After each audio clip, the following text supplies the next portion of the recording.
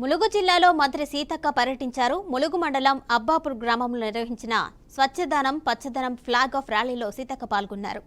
అబ్బాపూర్ గ్రామ కార్యకలాపాల్లో భాగంగా విజేతలకు మొమెంటోలు పంపిణీ చేశారు. అనంతరం గోవిందరావుపేట మండలం పస్రాలో బీడీ కార్మికులకు బోనస్ చెక్కులను పంపిణీ చేశారు. అనంతరం ఏటూరు నాగారంలో హార్టికల్చర్ ప్లాంటేషన్ కార్యక్రమంలో పాల్గొన్నారు. అనంతరం వాజేడు మండల పరిధిలో తలపెట్టిన పలు అభివృద్ధి కార్యక్రమాల్లో మంత్రి సీతక్క పాల్గొన్నారు.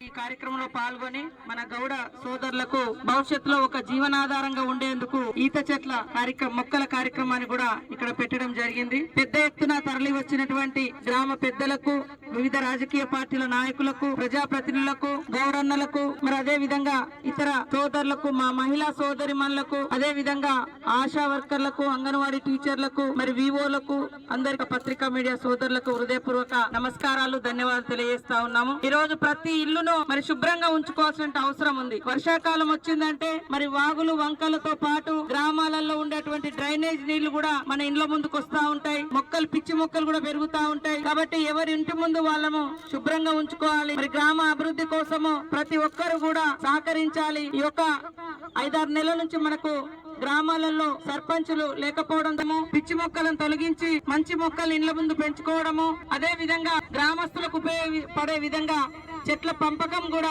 పండ్ల మొక్కల పెంపకం కూడా చేపట్టడం జరుగుతుంది. కాబట్టి ప్రతి ఒక్కరూ ఈ యొక్క కార్యక్రమాన్ని విజయవంతం చేయాలని కోరుతా ఉన్నాము. ముఖ్యంగా అబ్బాపురం అంటే మరి వ్యవసాయదారులు, శ్రీరాంపల్లె గాని, అబ్బాపురం గాని, ఈ చుట్టుపక్కల కుమ్మరిపల్లె, బాణాలపల్లె, ఈ 4-5 గ్రామాలలో అందరు కూడా వ్యవసాయం మీద ఆధారపడి బతుకుతారు. మరి మీరు అందరు కూడా మంచి కూరగాయలను పండిస్తారు. కూరగాయల పంటలలో కూడా దయచేసి రైతన్నలకు మందులు వాడాయనాలు ఈ కార్యక్రమంలో పాల్గొని మన గౌడ